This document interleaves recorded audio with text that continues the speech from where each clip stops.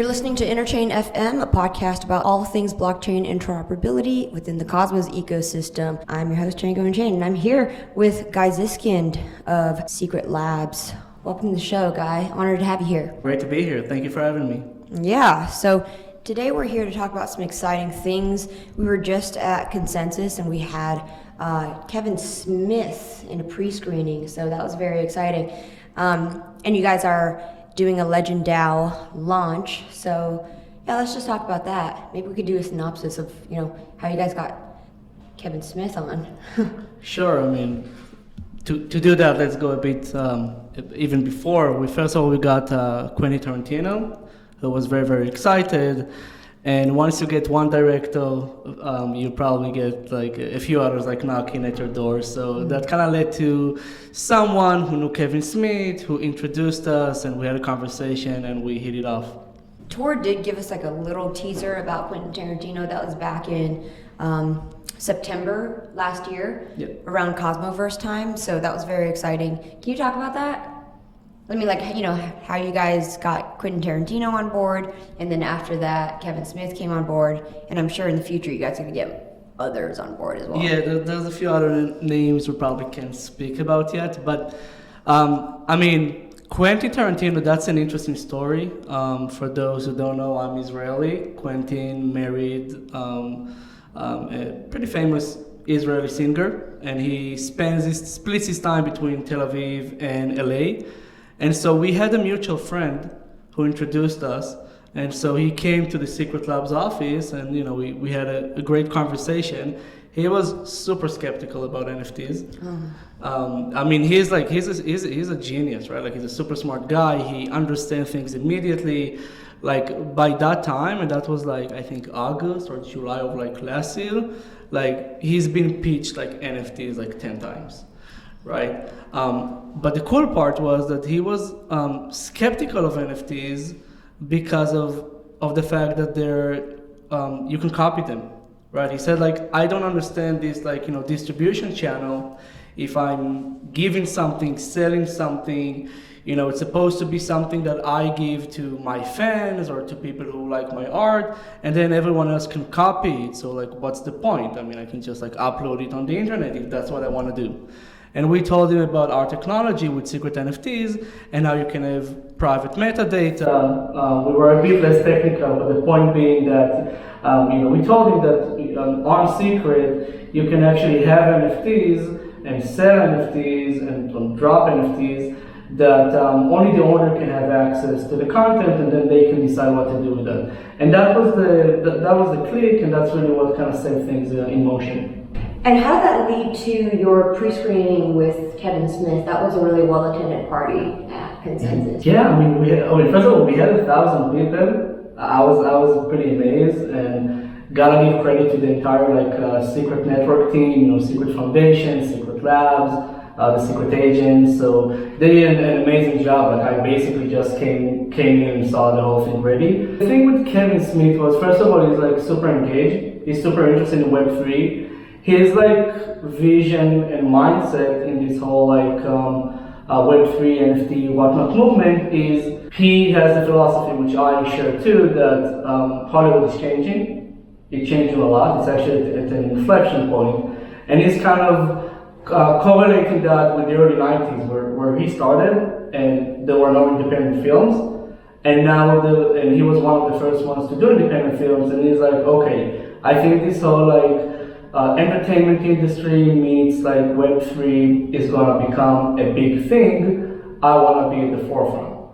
And I mean, the original idea was his. He came with the idea that there's a movie. He doesn't want to go through the usual channels of distributing that movie through Netflix or through theaters. He wanted to do it as an NFT. But he originally came with the idea of let's auction it. Let's just sell someone the movie and the rights, so that then they can sell it to Netflix and do whatnot. And we said, no, let's do something different. Let's create an NFT that's much more accessible, much more in the spirit of Web3, where anyone who gets the NFT basically gets access to the movie.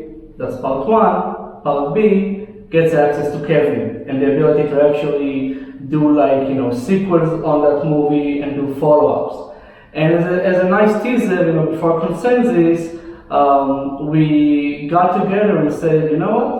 Maybe we should actually have like some kind of like a premiere, like a preview drop, because that movie has never been seen. Like if you get the NFT, you're the first one to see the movie. Even I haven't seen the movie yet. It's like that, to that level. And we said, okay, let's do a teaser. Let's do like, a cool party, well attended, and let's sell, kind of like tickets to a premiere with Kevin of the movie, not a full movie, just one segment because it's an anthology. And that's what we did. We sold, a series of NFTs, and that was cool, by the way, because each NFT, what it had, again, secret NFTs have private metadata, right? That only the owner can see. So each NFT ticket, this basically was a ticket NFT, had like a 3-word secret password. And so and it was unique for everyone. So when you came into the party, you didn't have to show your NFT, sign a transaction, do whatever. You just came into the entrance, said your 3 secret words passwords, and we matched it, and that was it. And I mean, that was basically a teaser and also a nice showcase of what Secret can do. And I think it was very powerful. Let me just wrap my head around what this future vision is of just potentially revolutionizing Hollywood. Let's talk about how it currently works, because I know a lot of our listeners are not going to be in the know about that, and what the vision is about how NFTs are going to disrupt that business model. So, I'm by no means an expert on the entertainment industry, but I've worked with, we've already announced and did something with 2 major like Hollywood players, but we've been talking to like, at least like a couple of dozen others, and we kind of hear the same message. The way the entertainment industry works today is basically, first of all, it's a very closed circle and a closed club, right? If you're a well-known artist, then probably you can get access, you can get like, let's say you're a director or a screenplay writer, so you can get a script to the studios, you can probably get a budget from them, and you can actually like produce a movie. But then you pretty much give up all of your rights as an artist, what you can do with that kind of thing, with that kind of thing, and it greatly limits you. Similarly, Netflix and other streaming providers that became, I think, one of the leading studios in these days, they kind of operate the same way, right? Like they buy IP from the artist, and then the artist pretty much like loses. In many cases, they don't even get a big piece of the pie. But even if they do, they're like completely limited in what they can do with it and how they can experiment with it. So this is a very concentrated model, very top-down. And this is even about like the good, like the 1% great artists. What about the 99% of artists that are trying to like make it in this world and are trying to kind of like show their art and show what they're doing? Like they have no chance.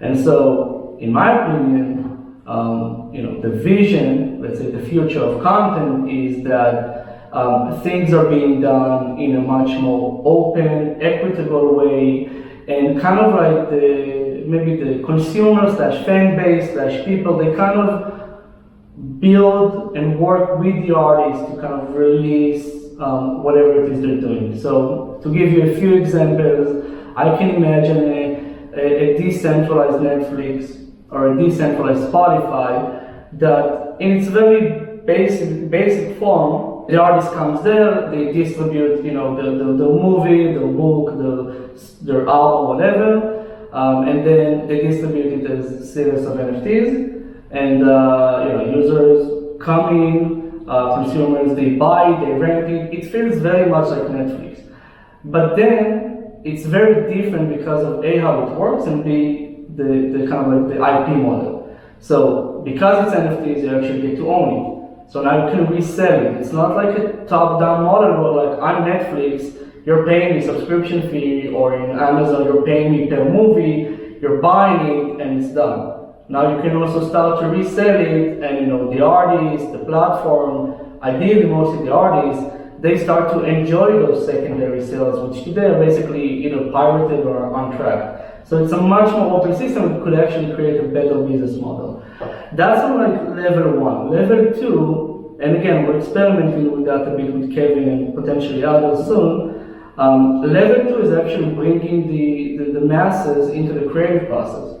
So again, taking the Kevin example. So Kevin is, the NFT gives you the movie, but it also gives you access to Kevin in producing the kind of like the next part of the anthology, like the sequel, any derivative material. So first of all, each person gets like, their own version of the main character, and they can do what they want with it. So they get basically a share of the IP, and also, they can become part of the community and help build future versions where they get, benefits there, maybe even a financial upside in that, putting legalities aside because this is a complex topic. But ideally, the crowd can actually share part of, let's say, the funding of these like kind of creations, but also share part of the upside or at least the end creation. To me, that's very exciting, and I think it would be just like the beginning, right? Like where people take it from there, it's like, the sky's the limit. It actually wasn't until this moment when I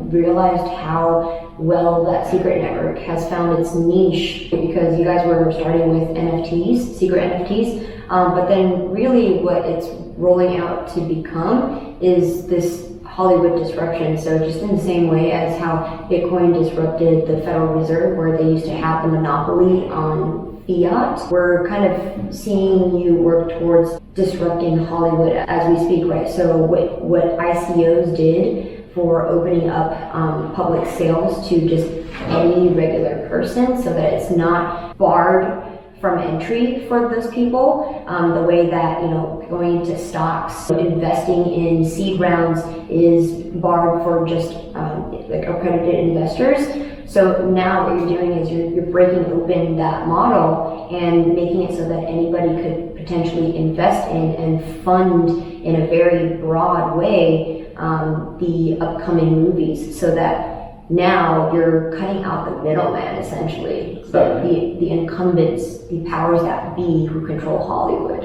Exactly. That's amazing. We think so. That's really exciting too, because especially with Hollywood, is 2015 until present day, we've really seen a decline in the quality of storytelling. We've seen just gender swap remakes, lack of original creativity, or just taking some obscure Marvel superhero and creating just like a sort of woke story out of that isn't really remarkable in any way, right? I just watched Aquaman because I wanted to watch Amber Heard in action, and I couldn't even go through 30 minutes of the movie. And I was so disappointed with The Matrix too. They just remade anyway. Yeah, so I saw it on the fly. Yeah, underwhelming to say the least. Seriously, underwhelming. And so this is what Hollywood is currently going for. It's going for this propagandistic sort of narrative, and original artists, really like true creatives, can't really break into this space and provide anything better to their audience. Where do you see this going for audiences? I think this is one of Secret's niches, right? I feel like, we've been building this for years and conceptualizing this for years, and I definitely think that like there's clear product market fit here and something big brewing. But it's not the only thing that we care about and are doing. But I think that vision is like spot on. But I think we're still very early. Like even with Kevin, like we admit, like we're even with Tarantino, even with Kevin. I think Kevin is willing to take things a bit further than Tarantino was. But it's still an experimentation. I kind of equated so to some grandiose, like with like maybe the first Wright brothers flight, right? It was like a clunky machine that barely flew 20 meters, but it still worked and it was like game changing. So hopefully this is a step in the right direction. I think what we're seeing, just so that people know without revealing too much, is we're starting to make connections, right? Like when you deal with a few big names and people start to kind of come your way, and we're actually seeing like a few people who are actually saying, look, we believe in the same model, we believe in the future of content, we believe in what you're doing and what we can do with it, and we want to actually be a bigger part of it and take the creative part, for example, because look, we're techies, right? Like what do I know about entertainment? But it's great that we're seeing like producers and directors coming to us saying, we wanna spearhead this in secret. So how does this lend itself to the Legendao launch? At the end of the day, Legendao was designed and said to be an NFT platform that makes use of secret NFT capabilities. Anything that uses content distribution, like a new movie, like a new book, like an old historical screenplay, all of these things, they lend themselves very well to secret NFTs, and those could be launched through Legendao. And so, we can bring Kevin Smith, we can bring outside studios, we can bring an in-house producer that knows like everyone in Hollywood and outside of it to continue to produce content. And many of those would have their own, NFT drops, and those could be launched through Legendao.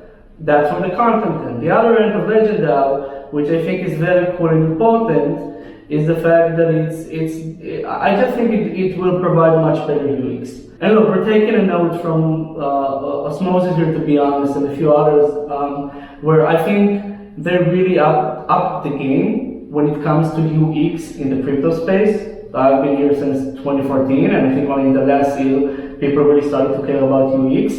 And so I think Legendao, it just meant to not be boring, it meant to be sticky. It meant to be something that you would want to come back to, and you would kind of build your reputation on it and get more benefits and get more things.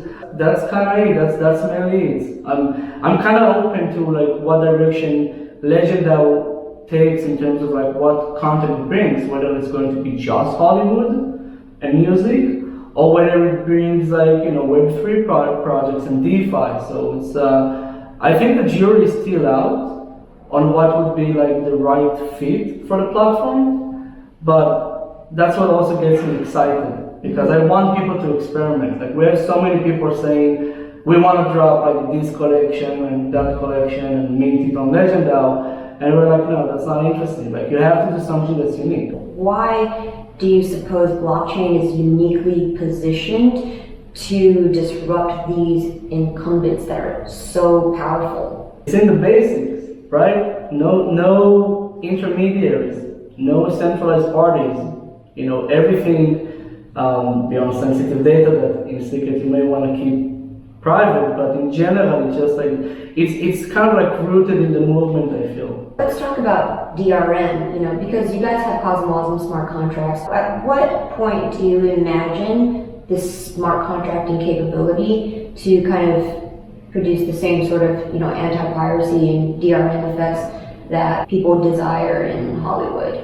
I actually have a fairly strong opinion on that. I think we can do it today for the most part. And we talked about it extensively internally. We don't want to do it.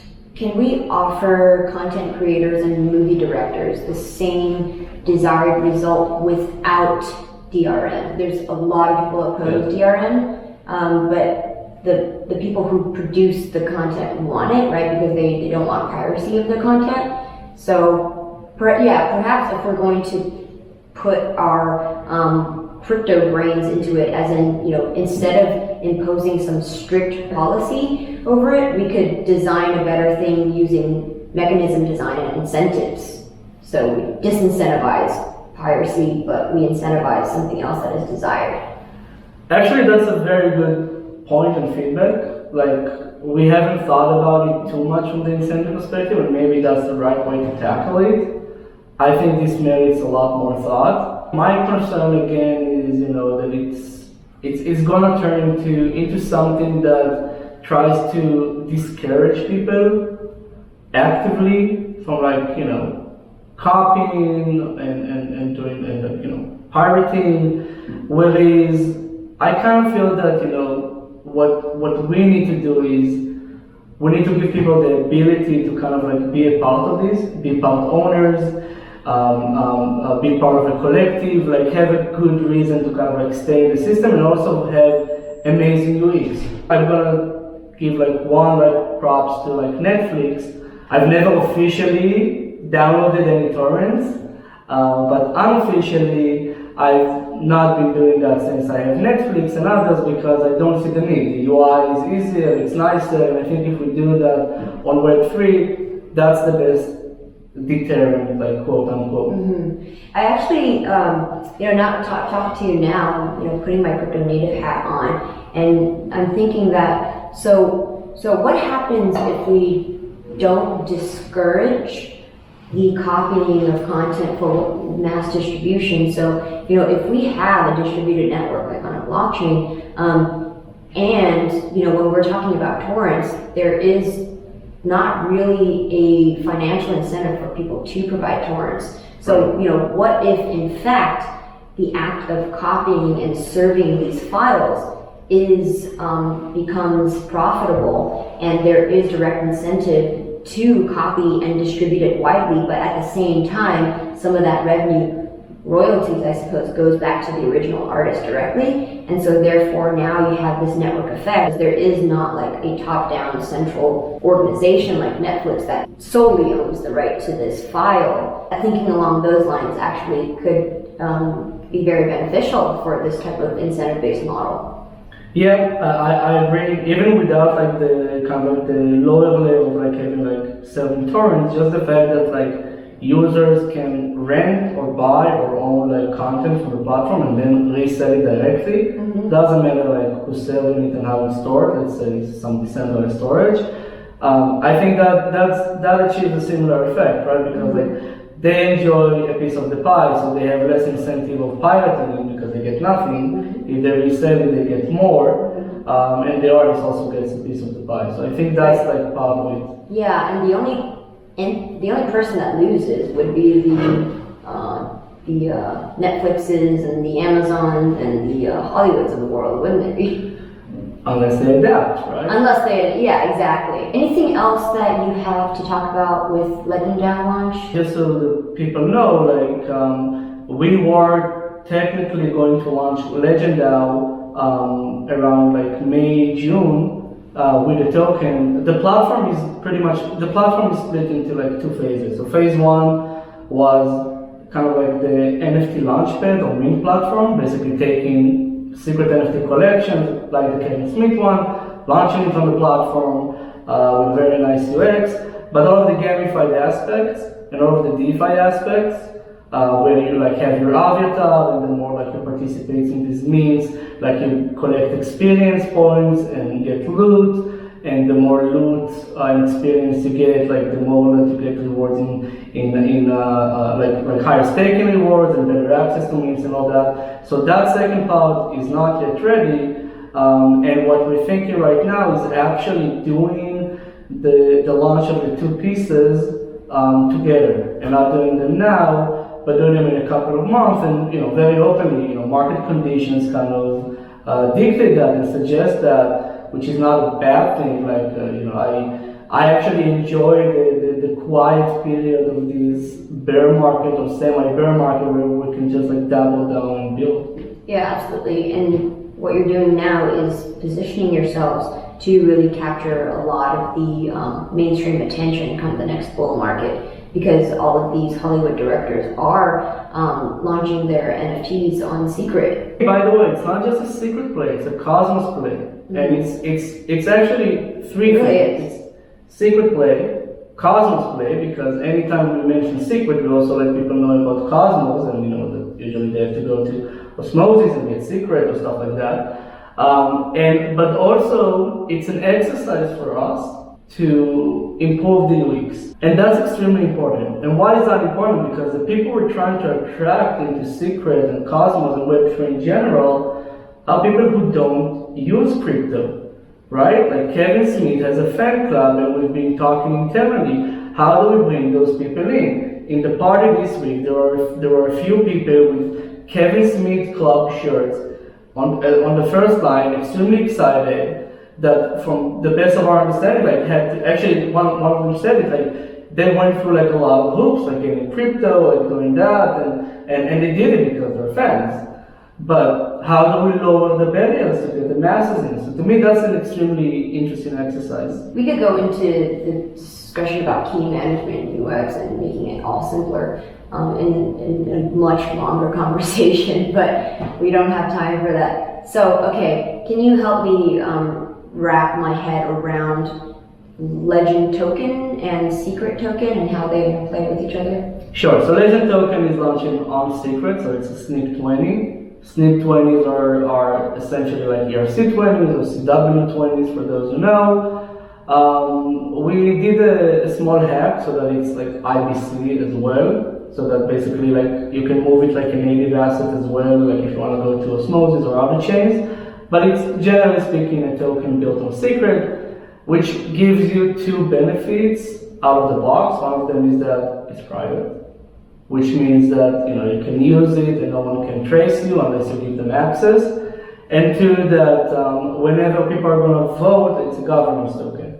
Whenever people are going to vote, governance on Legend is going to be private by default, which is extremely important in my opinion. I completely don't believe that governance tokens with public voting like have any merit. Oh yeah, actually I agree with that. Mm-hmm. Yeah, I mean, just look at results, right? Like 95+% of the people always vote for the same thing. Yeah, exactly, because there's immense social pressure Yep. when your reputation is on the line. So you have to be brave in order to vote counter to what the majority votes for. Help me reason about how is the privacy preserved when it moves out of secret and onto Osmosis, for example, that doesn't necessarily have the same. For the token, no. Once you move the token out, then privacy is not preserved. However, we're actually talking to, let's say, we've received like one grant, and we're talking to, let's say, I'm not able to share it yet with a party that's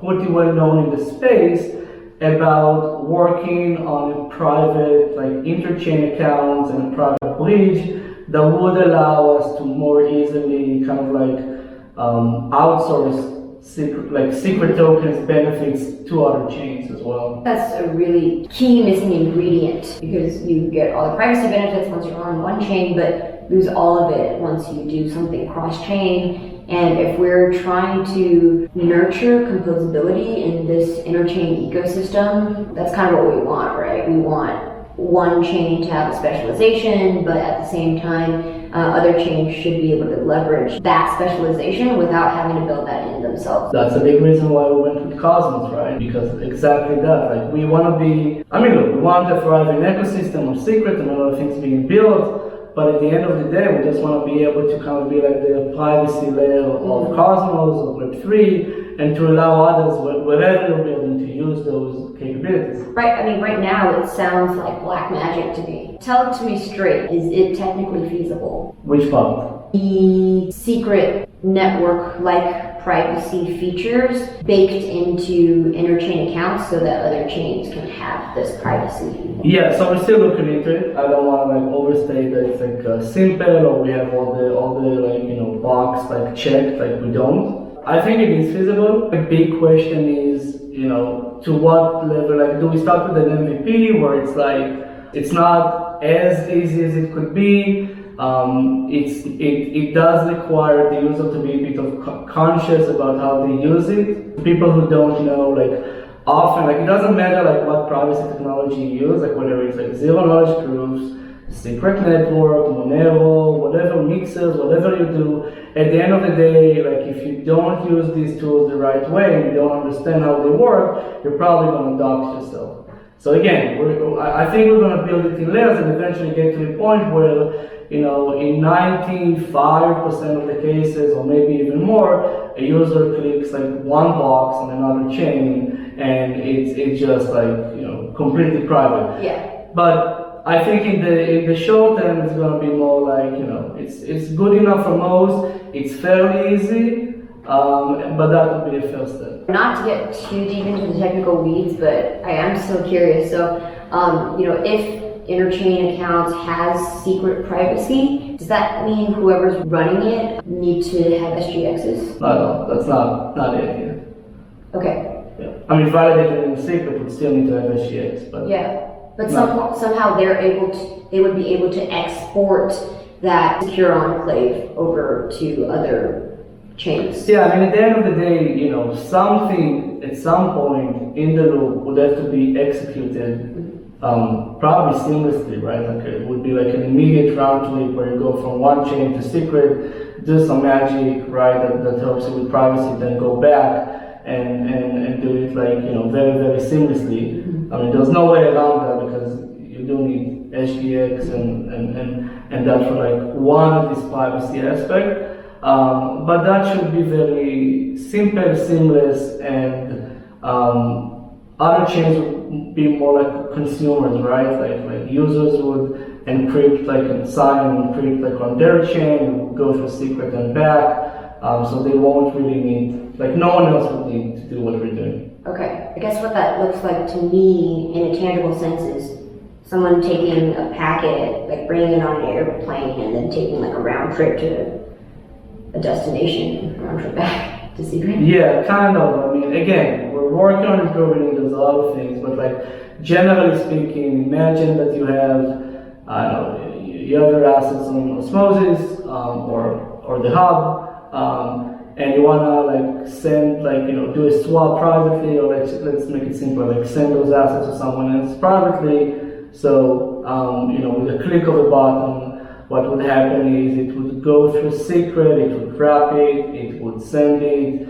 It may need to, in those, again, there's a lot of consideration, it may need to kind of like mix it or be in a larger crowd of transactions because you have to always have an anonymity set, and then immediately go back, let's say to Osmosis, right? So yeah, it's a round trip. Are there any closing remarks that you have, like anything that we missed that you might want to talk about? I mean, again, we touched Legendao, secret NFTs, we touched, privacy for transactions, which is great, but I think we're trying to focus on a lot more right now. So first of all, we're focusing a lot on the infrastructure, much more. We have a lot more developers now working directly on the infrastructure to really bring Secret to a level that it can service all these other chains with what it does best.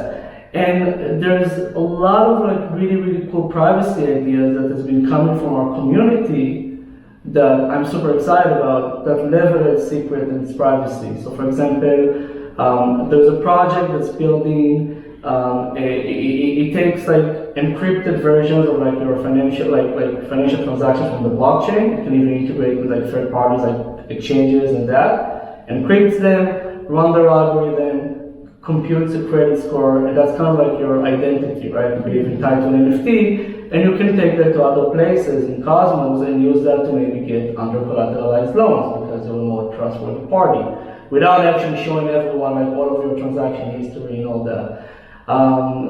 There's many of those, and like I think that it's I think that as soon as we get to a position where contract to contract code from one chain to another is easy, which should be before the end of the year, then people's minds are basically going to explode with ideas of what can be done. Right. Really excited for the unlocking of this potential in the Interchain ecosystem. Contract to contract calls. What would enable that? Is it through Interchain accounts, or like what gives that property? So, it's harder than it seems. I think one thing I need to say is that Interchain accounts, they're super excited. We're all excited about them, but I think they're becoming a bit of a buzzword.